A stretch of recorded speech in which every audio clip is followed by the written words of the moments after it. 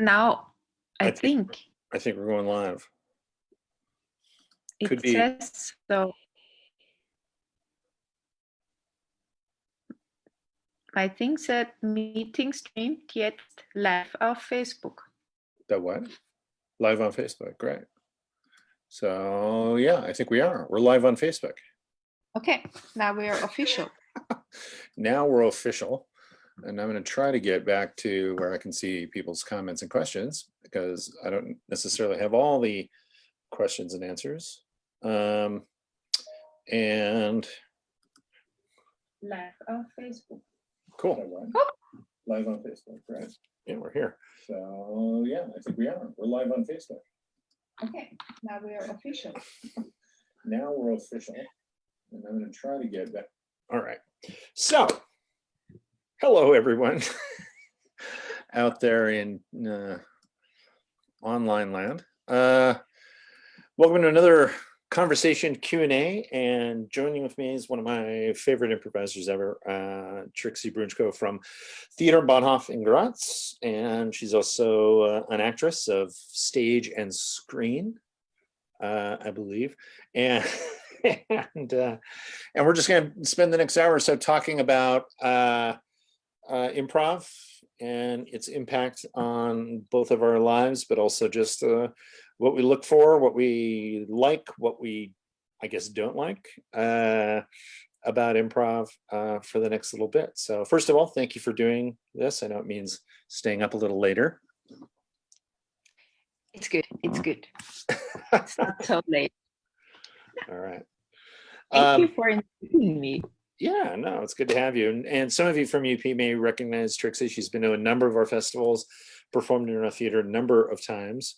And she's also a member of the Orcas Island Project, which is a project I put together a few years ago, 10 years ago, more than years ago that. But you and I go way back, 20-something years. That's a long time. I think 99 we met. Wow. Mm. Yeah, that's scary. Yeah. And you haven't changed at all, so and I don't thank think you. I've changed at all either, but we'll see. No, you look the same. All right, so let's jump in. How's improv going in at least Austria, if not Europe? Are you seeing a lot of it or hearing a lot of it, or what people are doing? I know here, as I would imagine, there are a lot of online improv shows as well as online everything, but just kind of wondering what's the lay of the land, what's the atmosphere like there? It's very quiet. It's a difference. In Germany, there is a lot going on online. In Austria, it's very quiet. There are not many. I don't think I've seen any online improv show in Austria. Like we in TiB-Improv, we decided not to go online. We just try to stay off the internet as long as possible and hoping for the real world coming back. But in Germany and Europe, there is a lot going on. There are lots of online shows and online teaching. This is what I'm doing as well. That's my online world, teaching. Yeah, we're starting to get our classes up online. Currently doing specialty classes, but also we're going to start regular classes in June. So doing that, and then I'm also going to be doing a class through Die Gorillas in Berlin, which I understand you're teaching right now through them. So looking forward to that. Kind of having not done it, I'm not sure what to expect or how it's going to go, but we'll see. But here there's a lot of online content that you can sift through if you like. Yeah. So cool. So let's jump right in. What do you think is, and this is a question I'm jumping in a deep topic, I guess, right away. And it's something that I wrestle with because I kind of maybe could guess where you're coming from, and you could guess where I would be coming from. But I'm trying to get, over the last few years, back into more theatrical improvisation. So the notion of using the theater as, as the palette, as the, and rather than just this sort of talking head stuff that we tend to get all the time. And so I'm wondering what your influences are there, but also too, what you see as being the big, maybe missing piece in improv that's not using theatricality. And are there any advantages to what's happening right now? Advantages to what's happening right to now? The talking heads, what we're doing improv wise. Is that good in some way?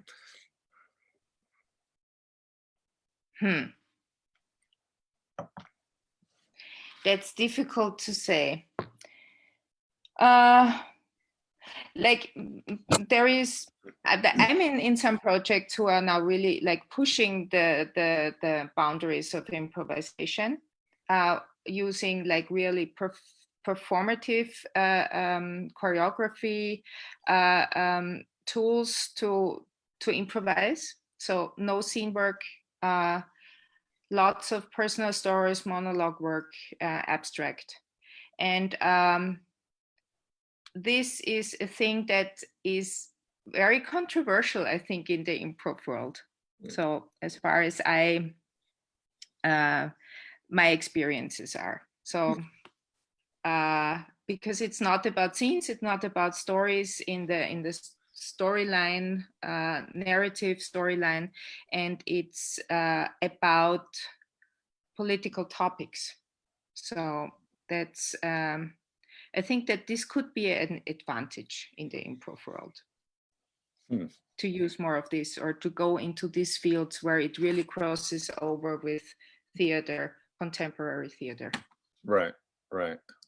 And do you find, well, you said it was controversial, but also do you think that a lot of people who are improvising just don't come from that experience, or they're not used to seeing pieces like that, or that way, and so it's hard for them to initiate those kinds of shows? Yeah, I think they are not used to see this because let's say it like this. I think that the improv world is a little bit conservative in a way. It's like it's not an old, like it's a young art form compared to theater. But it kind of got stuck in repeating itself, in doing variations of things that are already there. And so these kind of things I'm pushing at the moment with two groups. They've never been done before on an improv stage. It's not the vocabulary of improv. It's not the language, the common language we all speak in this universe of the improv community worldwide. Right. And do you think that improvisers need to learn how to speak that, or is it something that we can just kind of do and get used to and incorporate into our work without having to like really sink our teeth in and learn? I think they have to learn, and I think they have to be interested in theater, because this is a thing that many improvisers are like, they are interested in improvisation and in improv theater, but not so much in theater, what's going on in the theater world, or in the performance world, or in the live art world, or in the dance world, or whatever. So I think, yeah, they have to learn other languages of theater. Right. Okay.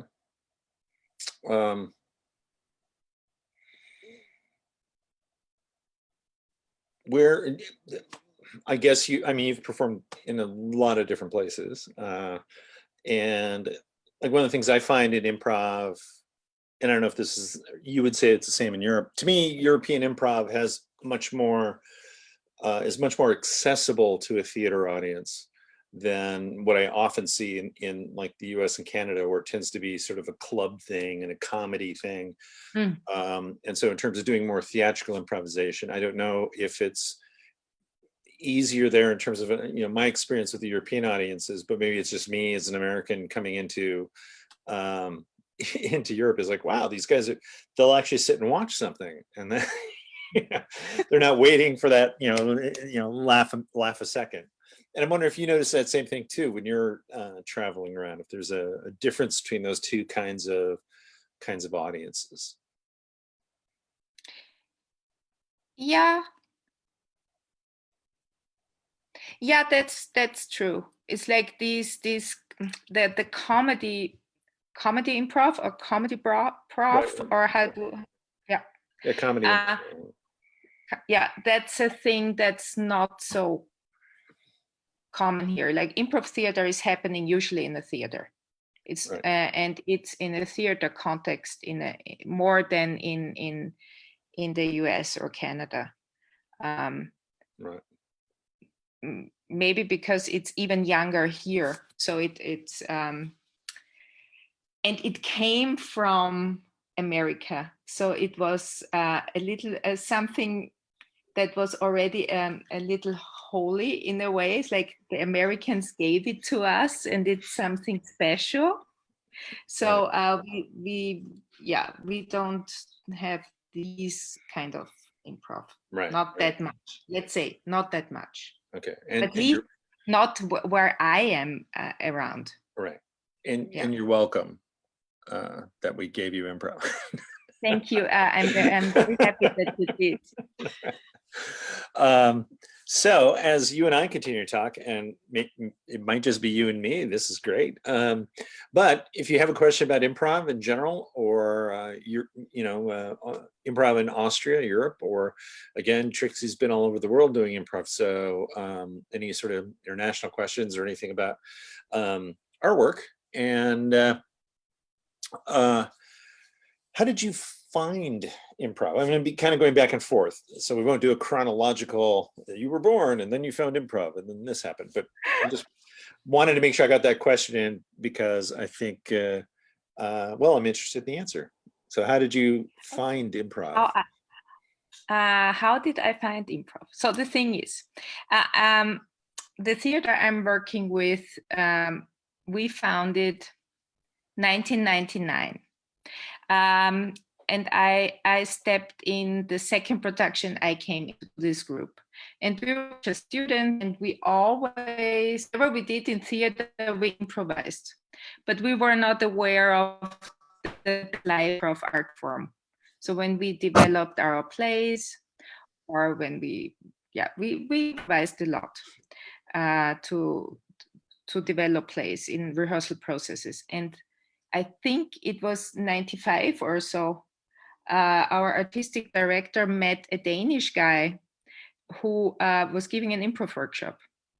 And so we came in contact with the form. So we said, oh, okay, you can do this also live in front of an audience. And so we picked this up with the book of Keith Johnson, and we did theater sports for, I think, 4 Mondays. And then we stopped doing theater sports and said, okay, don't do this, let's just improvise. So that's art form, how I found improv. And then pretty much very soon we found you, or you found us. I don't know how to say this, because we met then in Amsterdam at the festival. I saw Unexpected Production in Munich at the German Championships of Theater Sports, where we went to see how the professionals are doing this, because we were just beginners. And then I was standing there, and I was like scared and afraid, and I hated to see theater sports. And then I said to the artistic director, I'm not doing this. I don't want to do this. And then the next day you were performing an improvised Brecht and an improvised rock opera. And then I was sitting there and thinking, I want to do this. Right. So that was the first time where I saw you, but you did see me. Yeah, and from that moment on, I was interested in long form improvisation a lot. Great. Yeah. Cool. Yeah, I remember that. Those trips quite a bit. And of course, it would take the American group to come in and go, we'll show you how to do Brecht. No problem, Germany. Yeah, it was very impressive. Really, I was just sitting there going, wow, and they are making this all up. At that time, we were like doing one word at a time stories. Right. Here's a question. So do you think that going into structured, more narrative form could get improv more audience, trying to mimic scene structures to get more comparable to something new audiences would recognize as similar? So recognizing the narrative pattern to the scenes and stories. I'm assuming, if I'm wrong, please let me know. What are your experiences on that? And he mentions, especially when UP has a great deal of experience in styles or doing style shows. So I guess let's start with a real simple base question here, which is structure or no structure? I think you need a structure. The question is how tight that structure is, how much freedom you have within the structure. Right. For me, like I don't think you just go on stage and you do whatever you want to do. You have to have a guideline in a way. You have to know what you want to tell. You have to know what you want to work on. Let's say it like this. You have to know what you want to work on for half an hour or an hour. And sometimes it's a very tight structure, like you have a hero's journey and then the story has to go like this, or it's a game structure, or it's like a montage structure, whatever. So yeah. And you have to have the freedom within the structure, and ideally, if the moment needs the structure to disappear, you should be able to like let go and see where it takes you. But that depends on also your fellow players and the moment. Yeah, I mean, I agree. And I think the notion of less is more. So the less structure you have, so that it's just enough to send you in a certain direction, but at any moment that direction can change again. So not being locked into a structure where, you know, this happens, then this happens, then this happens, because we've both been in those forms where you just feel like, this isn't working because it doesn't want to do this, but we're making it do this because we've been told to make it do this. Versus the idea of, I started going this way, but now it wants to go that way. So let's just go that way and see what happens. Because I think you're absolutely right. If people get on stage and do, whatever, then nothing happens. Nothing gets going. So you always have to have intent, even though the intent can change. And I don't know where you are feeling, but I feel like that's one of the issues we have in improv is everyone gets stuck in their intent. You know, I'm gonna go there, and no matter what, I'm gonna go there, even though everything about the form and your fellow player's work is saying don't go there. It's like, bye, I'm gonna go there, and really trying to force it to happen versus, again, being open to the jazz of it, for lack of a better term. So I don't know if you agree or. Yeah, I agree. And that's but like, as I said, it depends on your fellow players. If they trust the moment or the unknown, or finding the fun in the unknown, if you find that the structure is not working tonight, let's see where it takes us. That's always a tricky point. Right. So let you dare to do this. There you go. So I'm going to trademark a term for both of us, the fun known. fun known. Yeah, let's say the fun known. The fun known. Yeah, I do think, getting back to the original question about the thing about styles and certain structures do help grow an audience, because people are interested, they're not so much interested in improv as much as they're interested in the genre or the structure of the piece, or even, as you and I know, there's sometimes they're attracted to the train wreck idea of the show, of like, this will never work, I want to see it. and and so it does help build the audiences. And one of the things I say, and I may have mentioned this last week, Tony Beeman and I were talking about genre stuff. And so I may have mentioned, people come and they see whatever the genre is because they're fans of that genre. Our goal, I think, as improvisers, is to make them love improv. So they get a taste of improv. So then they'll come back even when you're not doing the genre. Yeah. So I do think it's an easy way to, in some cases, depending on the style, to build an audience, but keeping the audience is the tougher question, I think. That's always, and this is also something unknown. Like we are improvising every Monday since '96, and I think the smartest move we made, and the moment we made that move, we did not realize that this was a smart move, is stop doing theater sports.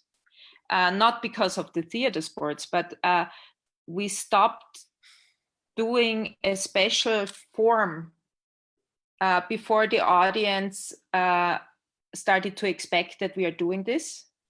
So we just stopped doing this, and we just we were just improvising. We usually don't tell the audience doesn't know what we are doing on Monday. Like we have, of course, over the years, we do short forms and then we do a long form, but the long form is not announced. Nobody knows. Yeah. So our audience is coming because we are improvising on Monday, and sometimes at the moment we are doing kind of super scene where we are directing our own the styles we want to direct most. Or sometimes we do hero's journey, or sometimes we do some montage stuff. So in our case, the audience doesn't expect a certain thing when they come. Right. Yeah, that's great. And we've actually started doing that with our Thursday show, long form show, where we actually talk to the audience about their day or certain things that are going on in their lives. And then out of that, because the group has actually been working together for a long time now, the Thursday night company, we will then pick one of the, 10 long forms that we kind of have worked on over the years, and sort of adapt it based literally on what the audience is giving us. So it's the same thing where they're coming in, they're not coming in to see a specific show. They're coming in hopefully to see improv. And then whatever format we end up doing, is left up to fate, I guess. Yeah, but the very, like 96, now it's 20. So it is 24 years. I like to ask the audience every Monday, who is here the first time? And it's always at least half of the audience that says they see it the first time. They've never been to an improv show before. And Gratz is a small town. It's 250,000 people. Right. So that's the unknown. Like it's always new ones and lots of new people coming. And they maybe never come back, or they come back once, we don't know. Right. So what is it that you can hold an audience? Right. And that's part of the fun known. The fun known. And Jacob, you can make t-shirts out of that. Thank you. Follow up. I think personally, there's always a structure. So follow up to the previous question. When you speak only English, just that thing limits the number of things that you can do. So why not limit it a little more and use a show structure when it works and you're still improvising after all. So if I'm understanding again correctly, the idea is that why not trust on your structure if it's working, because you can then improvise within the structure itself. Yeah. And yeah, Thoughts? Yep. No, I agree. I agree completely. Yeah.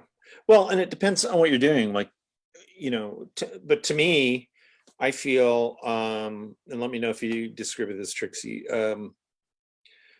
Again, less is more. So the less structure I can have, the less structure I am, but just enough structure, that's what I like. So that to me is like the difference between, like, I love and grew up on, was fed on growing up as an improviser on unstructured heralds versus the structured herald, which is the more commonly done herald. But I look at it and go, well, it's fine. But to me, why even limit it in that way when you can totally just sort of be free with it? And that's just my preference as an improviser. I've seen it work. I've seen it not work. I've seen unstructured heralds not work. So, to me, it's that borderline of when is too much structure. Yeah, but I don't know. I think I repeat myself. It always depends on the people who are doing it. It's the group mind or the ensemble. They make structure work or a non-structure work. That's for me the more important than the structure itself. Right. I watched and learned improv in South Africa. I appreciate short form, but I developed a love for long form because improvised storytelling is a huge risk and something an audience can lose themselves in. Our group has been performing short form online. Do you have any advice for online long form as our world changes?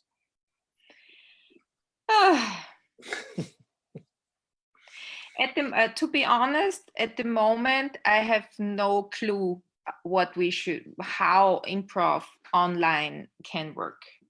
It's like that's 8 weeks now that everything went online. I stopped watching. In the beginning, I watched a lot, and I was just not interested in anything I saw. Right. I think we have to invent it new. No, we have to find a new way of improvising if we improvise online, especially in these squares here. That has nothing to do with what we do on stage. Nothing. And I don't know yet. I'm myself researching, but I have no clue how it works. Not even short forms, because it's game playing short form improv in Zoom. It's just playing games. That is nice and fun for the people who are doing it, but for people watching, I speak for myself. I'm not interested. It would be the same being on a party watching people doing party games, which could be fun if you are part of the party, but here I'm not. And long form, I think you have to try it out, or people who want to do long form have to find a way how to do long form, their own long form. I think the advantage in the online thing is that you have to find something that works for your group, or for your intent, for what you want to tell with it, for what you want to do, for how you want improv to be. You are now like this, how to say this in English? Columbus was one of those, like they go somewhere where I've never, what? Explorer. Yeah. That's the time for explorers, because it's never been, it hasn't worked so far. So we all in a land where we've never been before, in the fun known. We're all in the fun known. So we'll just keep coining that phrase till everybody uses it. Yes. So. Well, for me, and I certainly don't have all the answers, but for me, it's about energy. So it's like, when I'm doing improv, or conversation even, here I am talking to this camera lens and, and I'm kind of checking in and seeing all this other stuff, but there's not that in the room kind of immediacy that you get from a live show. And not just improv, I mean, any live theatrical event, Yeah. Yes. dance, performance, Yes. name it. It's just not quite the same. And I think you brought up a great point, is we need to figure that out. If we're going to keep doing this, even after everything's over and we still want to keep online shows going or whatever, we need to bridge that. Because I've also yet to really see anything. I mean, once in a while I'll see a glimpse of something and kind of go, that's cool. But rare and in between, because, you and I have talked about this before regarding being online. To me, it doesn't work when you're just doing your show, recording it, and then putting it on. It doesn't work, because what works in the room doesn't seem to translate here, and probably vice versa. Anything that we did that worked here probably would not be as interesting live. Yeah, but this we will find out hopefully soon. Right. Yeah, we need more than 8 weeks, I guess. Yeah. But that's the thing. And that, coming back to the beginning, when I said improv kind of got a little conservative, or like it's repeating itself all over the world in a way. Now there is a point where you can't do this. Mm-hmm. So where you have to, I had a talk yesterday about style and what's the style of a group, or the style of an improviser, and talking about, but the cool thing in our art form is that it's so universal that when I meet an improviser from, let's say, South Africa at the festival, we can create something together because we have this universal language of improvisation. It's the same here, it's the same everywhere. It's our 4 rules we have, and we can work. Even if we don't speak the same language, we make it work. This is so cool. On the other hand, it made improv universal. It's so similar in every country. It doesn't, like, yeah, it's very similar. It looks the same everywhere. So I think the advantage of this online world could now be that you have to find your own way and your own style to make it work, because it's never been done before, and to make it more unique now. All right. A follow-up then, based on something you said earlier,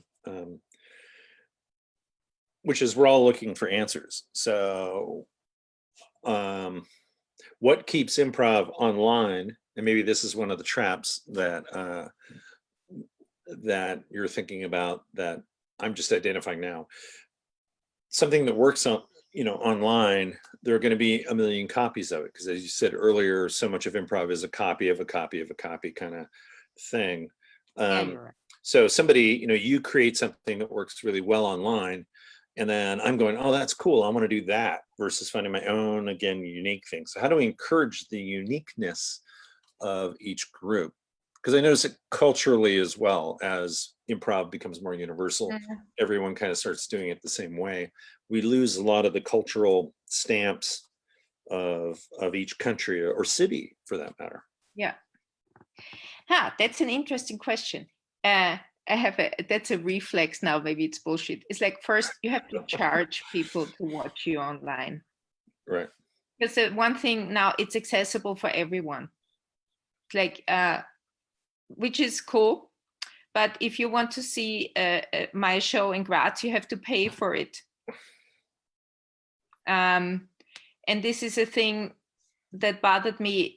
Like the first 3 weeks, it really bothered me that we, like, not only as improvisers, like all the artists who were just lost all of a sudden, everything was gone. Like our world was gone, our profession was gone, our money was gone, that they jumped online and made art for free. And I was like, we can't do this. because that's the wrong signal we send to the world, that if we don't get paid, we do it anyhow. It's like we cannot do this. And that's one of the things where I'm thinking, if we do a show online, it should be also exclusive for an audience like it is in theaters. That's maybe a thing, how to not like make it accessible for everyone and for the copycats. Right. But in all those things as well, you have to also be able to, be good when you copy a good thing. Right.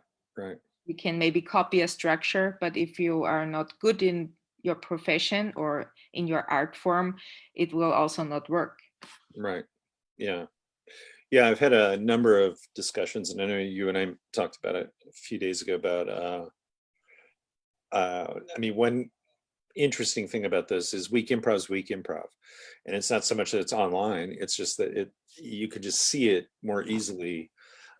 Whereas when you're in the room, maybe we're more forgiving, maybe it's, I don't know what it is, but the energy exchange is different. But definitely online, because I've seen really skilled groups also do shows. I'm kind of like, that's not, I know that the group is better than this. I know in some cases, even the show, I'm like, oh, I love the show. Why is it so not working online? Yeah. So I think that's another thing we'll have to overcome or figure out if we're going to continue to do these online things. So, you have to prepare, you have to rehearse, it's like a theater process, because you cannot like jump on and do something. You have to work on it before you jump on and do something. Right. Even more than in what you should do anyhow, up to a certain point, of course. But if you cannot work the media, the camera, it's all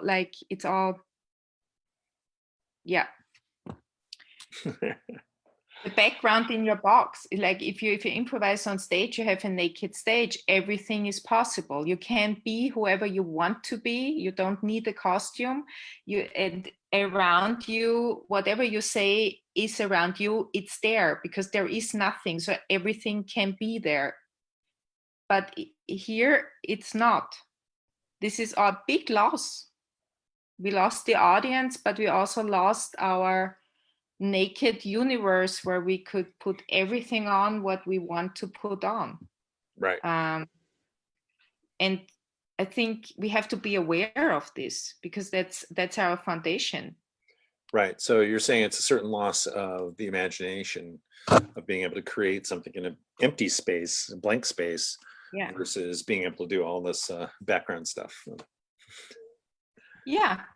This is limiting us. It's not only the square, and also there it's like your whole body. It's we have to be aware of this more. It gets more theatrical in a way. You have to be aware of the space around you, of this. There is a camera. There are so many things. It's not like I know we can do a word at a time story here. It's not a problem that we do this online. We can tell a hero's journey with talking heads. It's not a problem. We can do this online.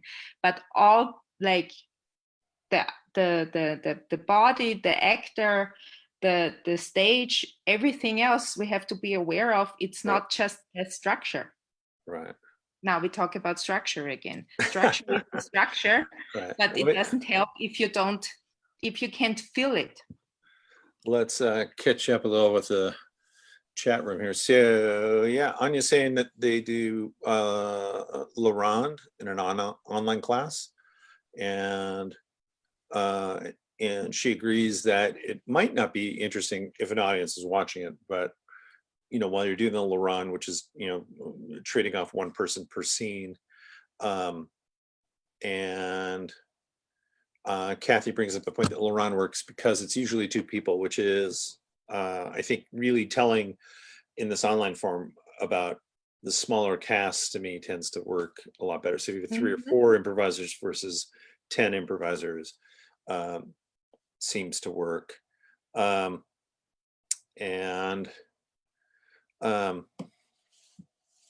using the movie format, working well, especially when just using words. So that's the idea of maybe touching that imagination thing that you were just talking about.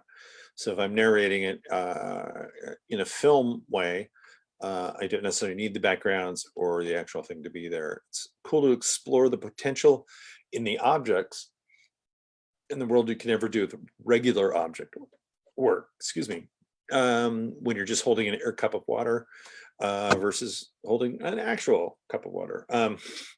And do you have experience mixing a called movie basically with styles, and how did it go? So that's a very specific question. What kind of movie? Called movie, where you call the shots out or you describe the scene of the movie. And have you done that with styles? And if so, what was your experience? There I have a very special experience because I'm like not online in the real world of improvisational theater.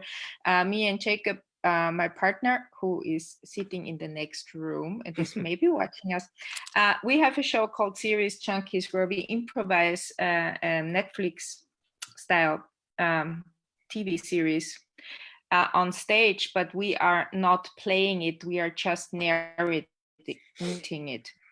We are just describing the pictures which are on TV. So because we wanted to try something new and we wanted to do a series, but we were just 2 people. And if you really want to do a Stranger Thing series with 2 people, improvise it with 2 people, you are limited.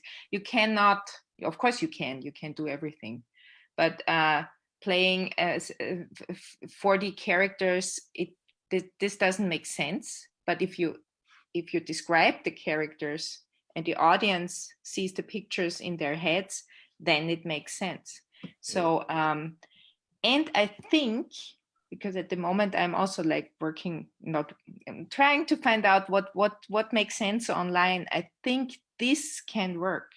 Narration can work because you are not showing the audience something, but you are giving them something they can see in their own head, with their imagination. You give them the freedom to see the pictures you are presenting them in a narration. I think that this could maybe work online. Okay. Yeah, other stuff that you think can work, or stuff that we already do maybe that applies well to being online. With working with the camera? Yeah. Yeah. You have to try it out. Right. Maybe then it's not Zoom, because in Zoom you are like you can be closer or more far away from the camera, but it's not really camera work. Right. But yes, that's a cool thing to try out, how to improvise with cameras. Right. One thing I've been directing a lot of people in some of our Zoom stuff or online stuff is the notion of playing much more emotional and in a more subtle kind of film-like acting, because the audience is never this close to our faces.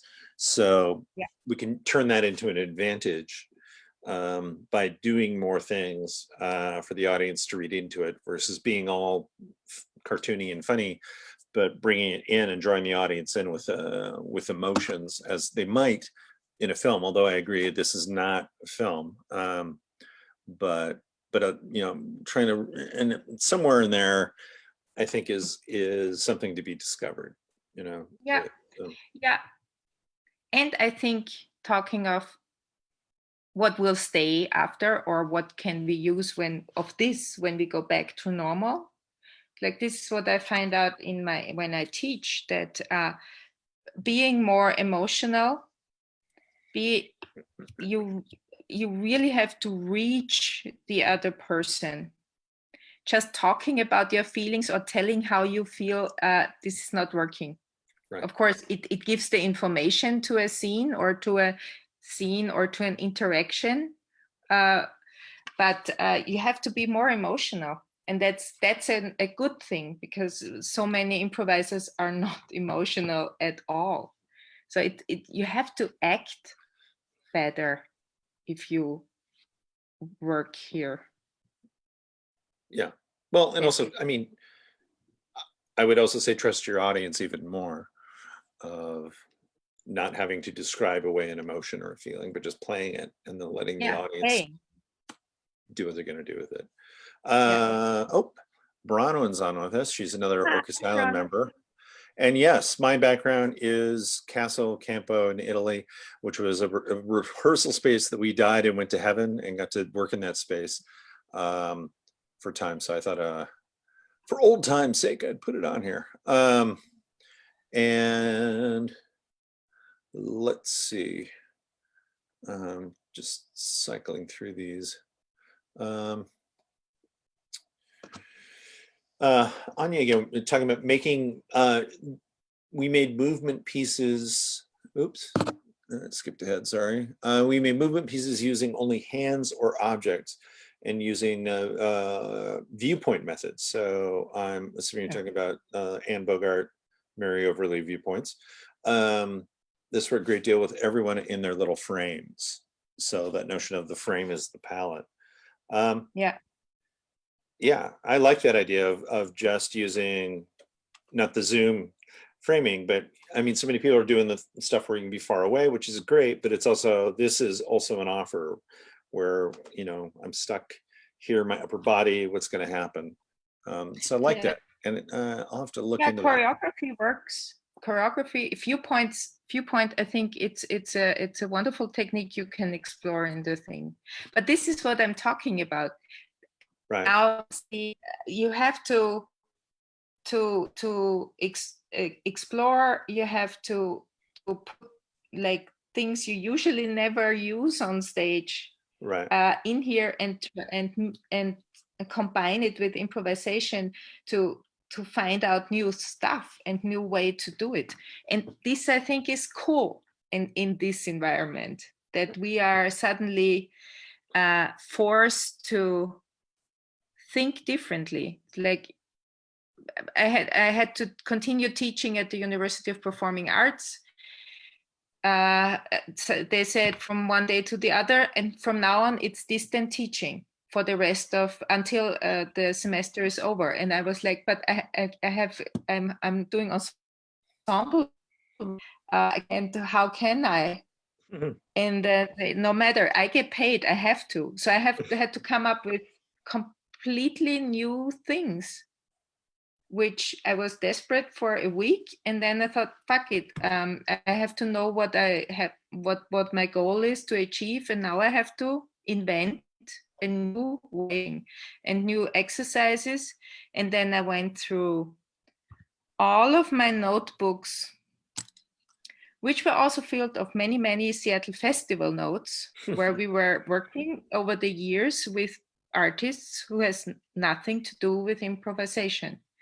And I got a lot of those things I use now. Right. And that's cool that we suddenly have to think out of our boxes. Right. Also being trapped in boxes. Right. Can you give me a couple of examples of things that you pulled out that were not necessarily theatrical improvisation things, but helped? The last festival I was the festival we were dealing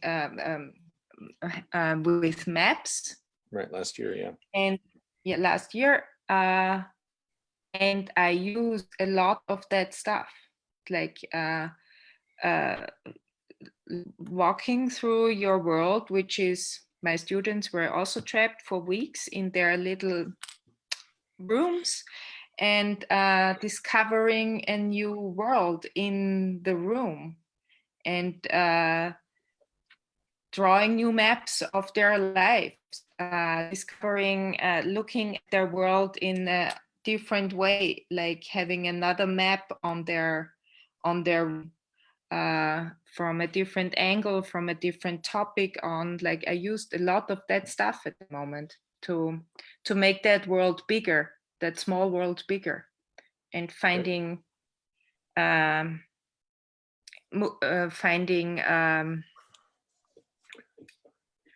new input. Right. And because you have Rachel on your t-shirt. Yes. Good old Rachel Rosendahl. Yeah, using like things from Blow It Out Your Ass. Nobody knows what we are talking about, but yeah, it's movement. Movement works. It's copying.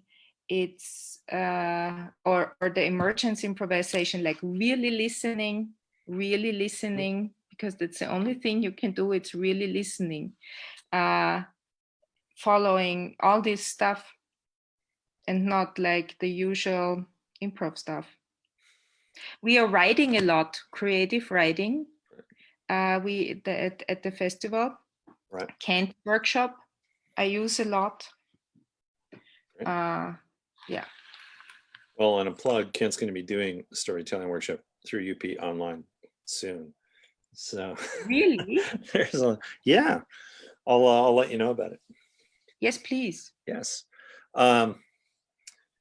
Yeah, I mean, you know, it's, and I wore Rachel to, because I knew we were talking today, and I miss Rachel. She died a few years ago. But like you just mentioned, I mean, she comes up in my work all the time.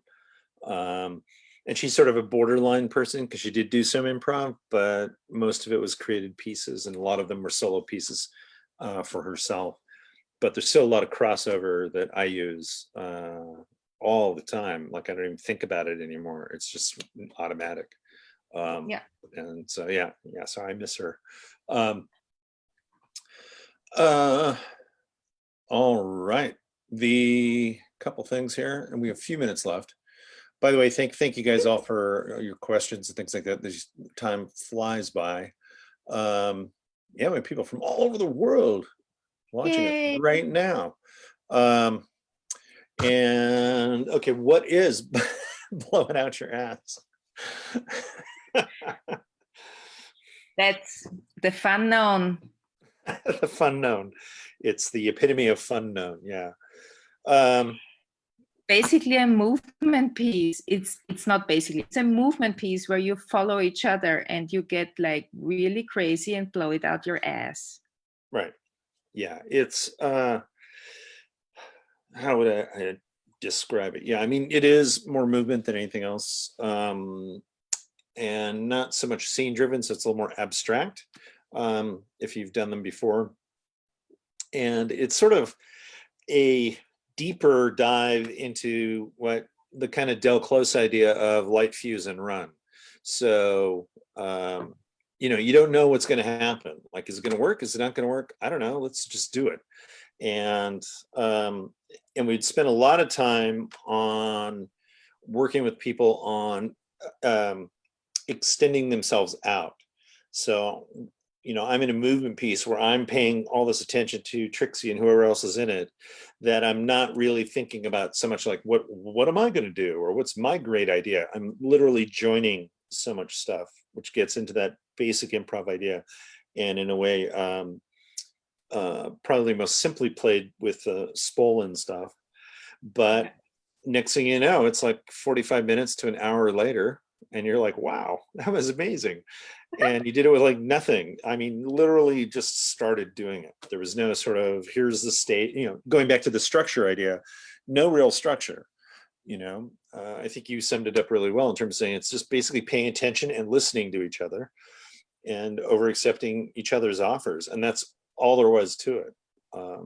And so again, it has one of those feelings of a piece, like if you were to watch it and Rachel did them in performance with her students in Los Angeles. That if you were to watch it, you'd be kind of going, what's the trick? What's the, how do they know what they're doing? And it's like, well, you don't, but it's created in an environment where there's just no mistakes. And so I think that's why a lot of us who've done it are attracted to it, because it's so freeing, it's so open, that you're not having to think about stuff. And that's kind of why she called it blow it out your ass, was just this idea of like, just whatever, it doesn't matter. It's not precious either. No. So it didn't have some huge lofty artistic name, but was there. So yeah, Rachel. But and oh yeah, Jacob, great point there about no overt structure, but one that grows out of the show itself. So it's that idea of, again, building the plane while you're flying it. And Anya as well, a playful action theater. Yeah, I like that. In fact, we had the 1 year we had Ruth Zipporah with action theater and Rachel at the same festival. And that was fun to kind of see the contrast in styles and where they were alike as well. And they're big fans of each other. So that was, I'm using Ruth's work. I'm using now too when I teach online. Right. So what other work are you using, or what are your influences as we start to wrap stuff up?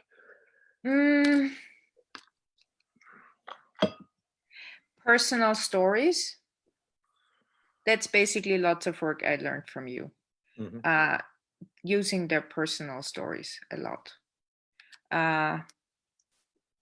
Because there was this one, I think it was it your exercise or was it Jill's exercise? I don't know. Where you go back into your kids' room and you are like walking through your kids' room, and then you draw memories out of the room of your childhood. Mm-hmm. And also draw the emotions out of the room of your childhood. I use this anyhow when I work with my students, because I think every emotion when you're a child, you have every emotion you felt as a child the first time. So this is the source as an actor, like everything is in your childhood, that it's in you and you have to make it accessible again. And I was using this exercise now in their rooms to let them walk through their rooms they are trapped in and discover the emotions and the personal stories that are hidden in their rooms they are trapped in now. And then create an alter ego out of this. So at the moment they are living in their rooms with themselves and an alter ego of themselves, which was so freeing for them, and those alter egos has a lot to do with themselves, because they were kind of in them. Mm-hmm. But now they have somebody who they can work with and who is allowed to do whatever he or she wants, and it's not really themselves, but it's themselves. So this is a thing I was that's coming out of years of working with you. Yeah. Thank you. Yeah, thank you. And I'm definitely going to be doing that with students, because after you and I talked about that exercise, and I love just using the stuff in your room, I began to think of even myself, when I'm just sitting here kind of going, oh, I'm so tired of being here surrounded by my stuff, and I'm going, but I'm surrounded by me, so what I'm really saying is I'm tired of being with me all the time. Yeah. So and do the market walk in their rooms. Yeah, no, that's great. No, that was really cool.